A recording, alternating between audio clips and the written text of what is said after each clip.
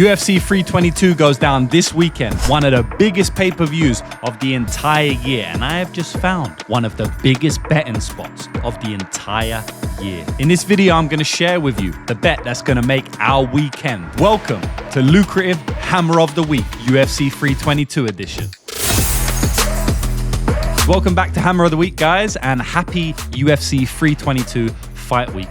An absolutely amazing fight card, top to bottom. I cannot wait to talk to you about it. If you don't know what Hammer of the Week is, it's a weekly YouTube video that I make on this very YouTube channel where I go through the best betting spot on the entire card and I give it to you. Either the best betting spot on the entire card, the bet that I feel holds the most value, or the bet that I feel is the most confident, or just a bet that I simply want to give out. Before we get into the video, first do me a favor, hit the like button. Hit the subscribe button if you haven't already subscribed. Why not? I'm putting money in your pocket every single week. And this is Hammer of the Week, which has been crushing it ever since I started. It's so funny because I don't know what's going on with the bookies, but they literally have a vendetta against the hammer.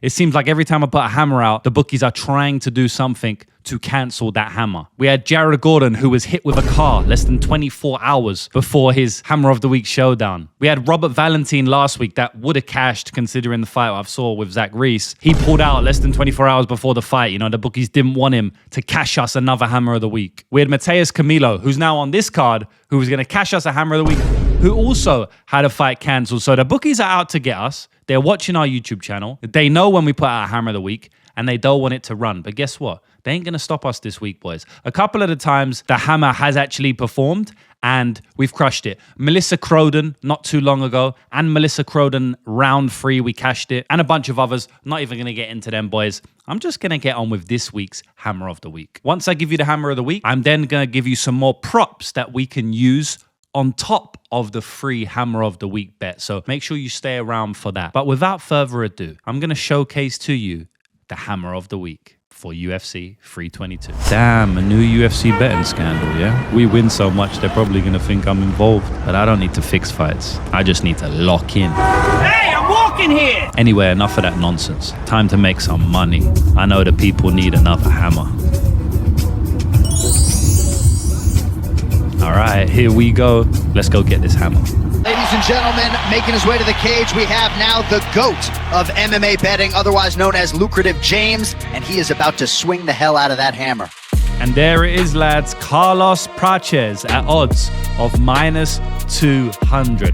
I'm not even going to go through who Carlos Prates is. I mean, if you haven't been living under a rock, you know who this guy is. One of the best fighting nerds on the entire planet. Arguably the best fighting nerd on the entire planet. He is a serious striker. So much so that I had to make a YouTube video on him recently titled The Many Tools of Carlos Prates. This guy has so many tools, too many tools for somebody like Leon Edwards. I want to give you guys a banger stat. I don't know if you know this, but Carlos Prates has solely walk-off KOs under the UFC banner. Dana White's Contender Series fight, walk-off KO.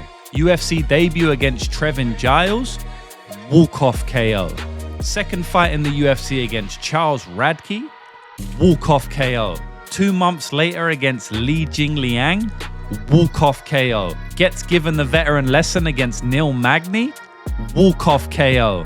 Fights an elite welterweight striker in Jeff Neal, walk-off KO. Fights Leon Edwards this weekend at UFC 322, walk-off KO. I mean, look, boys, at the end of the day, Carlos Prates has Leon Edwards outmatched in the striking. I actually believe that Leon Edwards is a very high-level technical striker, but the many tools of Carlos Prates will be the tale of this fight. Leon Edwards has also been there, done it in the professional UFC ranks. He was the former UFC welterweight champion. He is the former UFC welterweight champion. He's been there, done that. Prates is still gunning for that belt. Yes, he lost against Ian Gary. He was actually outclassed for a lot of moments in that fight, but he still found his own moment. He still found a way to almost claw victory from the jaws of defeat and arguably got a draw in that fight. Maybe not on my scorecard, but on a bunch of scorecards, people scored that a draw against Ian Gary, who I hold in very high regard in the welterweight division. I think he's a much harder stylistic matchup for Prates than Leon is,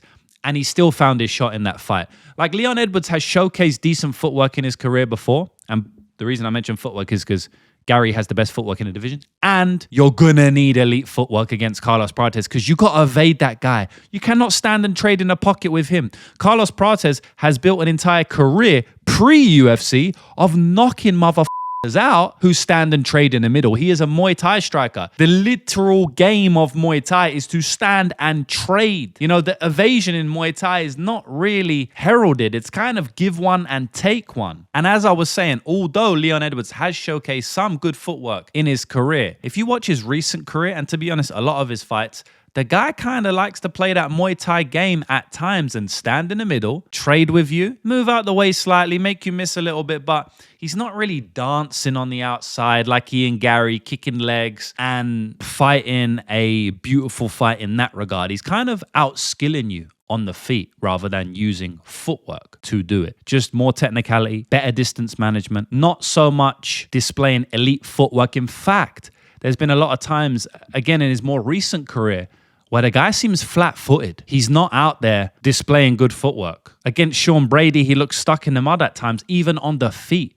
You know, in a fight that he needed to use footwork maybe even more than this fight because he knew Brady was going to take him down. So, boys, I just feel like at this point in their career, Carlos is catching Leon at the perfect time. And I think he's going to catch him with the perfect shot and either put him out or hurt him very badly on his way to a win. So, Carlos Prates minus 200 is this week's lucrative hammer of the week. Let's hope the FBI don't try and shut this down. Let's hope Vegas doesn't send the car to knock down Carlos Prates. Let's hope nobody poisons Carlos Prates to make sure he doesn't cash us. We're going to cash it this week, boys. And now let's move on to giving you some props that we can add to our Carlos Prates moneyline play in our section Ladder the Hammer. Before we get into that, I want you to comment down below your hammer of the week this week. And if you hit, and if it's a good one, then I'm going to shout you out on next week's show. Let's have a real quick look back on some of the hammer of the week comments we got on last week's show. Someone saying hammer of the week is Taco inside the distance. So shout out to you, man, Chris Padilla. He done it easy. Ismail Bonfim looked to quit in that one.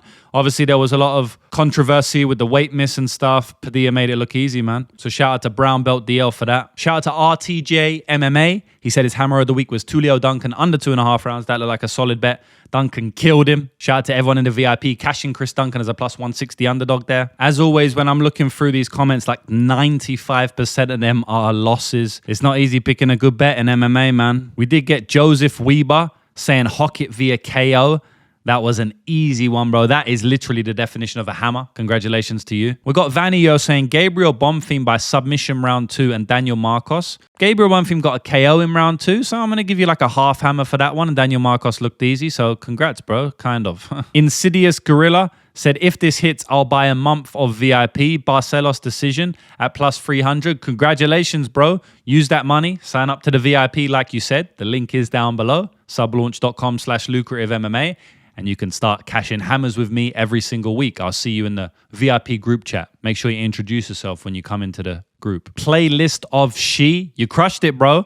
Jacqueline Cavalcante via decision and Josh Hockett first round KO. They seem like locks before the fight. You know, I don't like to use that word, but it's like those are like super consistent paths to victory for both guys, and they both hit, so congrats. And by the way, boys, last week's Hammer of the Week did get cancelled, but I gave out another one. It was Joseph Morales inside the distance. I gave it out, and it cashed easy, boys, in under 60 seconds. And that was a minus 110 line in my free Telegram channel. So if you haven't joined my free Telegram channel, it's a free bet in there for you. Last week, you could have cashed. I've also got in my Telegram right now 2 completely free bets. They're 2 parlays that I'm personally giving you for free in my free Telegram. The link for that is down below. But now let's get to my favorite section of the entire show, where I give you props to add to our hammer in our section, Ladder the Hammer. So we have Carlos Prates as our main play in the bottom rung of the ladder, and I'm going to give you 2 props to add on to the middle rung of the ladder and the top rung of the ladder. And boys,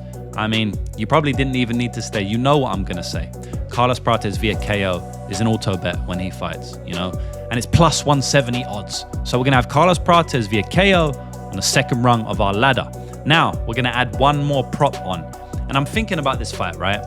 And first of all, I know that Carlos oftentimes likes to take a couple of minutes or even the entire round one to download his data. Even in his last fight where he got a knockout against Jeff Neal, I was live for that knockout. It was absolutely insane. I'll tell you now, watching live, I did not think it was going to be a KO because there was like a few seconds left. You know, a few seconds left and the clock in round one. He actually knocked him out literally on the buzzer. Brutal knockout, by the way.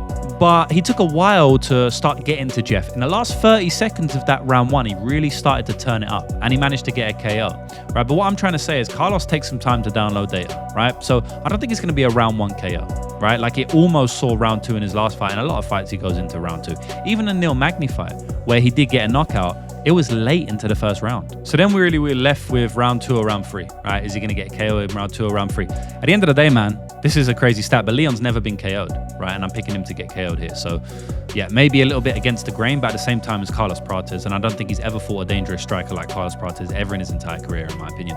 Now, one thing I will say is that, yes, Leon Edwards has never been KO'd, but Leon Edwards had never been submitted before his last fight against Sean Brady, where he got submitted. So time waits for no man. Father Time doesn't discriminate, and you're going to start getting finished if you stay in the game long enough and fight these killers that are coming up, like Sean Brady and Carlos Prates, you know. And we actually cashed on Sean Brady via submission, me and the VIP, in that fight. And I'm going to go back to the well here. I think that he's going to suffer his first submission and first KO loss back to back, which is going to be brutal. And I actually feel like it's going to come in round two.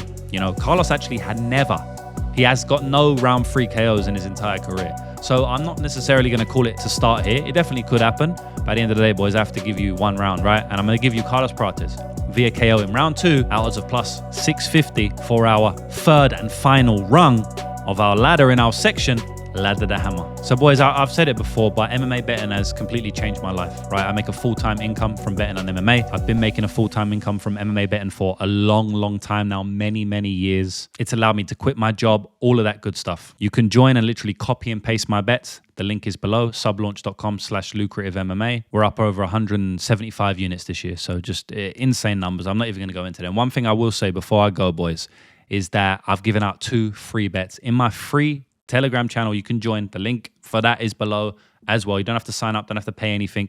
You get 2 free bets, right? Free parlays. So I hope you enjoy the bets, boys. Hopefully they cash. Hopefully the Hammer of the Week cashes. Hopefully Ladder the Hammer cashes again, like Melissa Croden, like Suk-Hyun Ko. Hopefully we get it, boys. That has been this week's Lucrative Hammer of the Week UFC 322 edition. I'll see you in the next video. Peace.